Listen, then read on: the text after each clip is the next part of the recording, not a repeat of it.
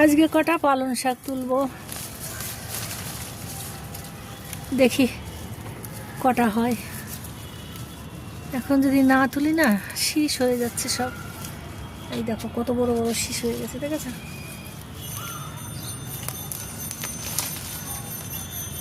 এই যে এটা কোথায়,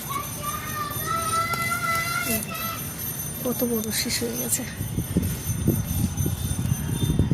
এইগুলোই খেতে ভালো লাগে।